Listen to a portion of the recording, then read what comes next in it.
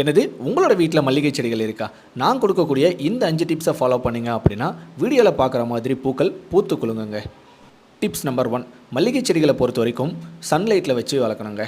பொதுவாக நிறைய பேர் ஷெமிஷேடான பிளேஸில் இல்லை இண்டோரில் வச்சு வளர்க்கலாமான்னு திங்க் பண்ணிட்டு இருப்பீங்க. மல்லிகை செடிகளை பொறுத்த வரைக்கும் ஃபுல் அவுட்டோர் பிளான்ட். யாராவது எங்கேயாவது வச்சுருந்தீங்க அப்படின்னா ஃபுல் சன்லைட்டில் படக்கூடிய இடத்துல செடிகளை எடுத்து வந்து வைங்க. டிப்ஸ் நம்பர் 2, மல்லிகை செடிகளில் பூக்களை பறித்து முடிச்சதுக்கப்புறம் கண்டிப்பாக கவாத்து செய்யணும். அதாவது ஆங்கிலத்தில் ப்ரூனிங்னு சொல்லுவாங்க. மல்லிகை செடிகளை பொறுத்த வரைக்கும் எப்போ கட் பண்ணி விட்டு அடுத்த தளிர்கள் வருதோ அந்த டைமில் ஆட்டோமேட்டிக்காக மொட்டுக்கள் வைக்க ஆரம்பிக்கும். அப்போ நம்ம என்ன பண்ணணும் அப்படின்னா தளிர்கள் வரணும் அப்படின்னா அதை கட் பண்ணி விடணும்.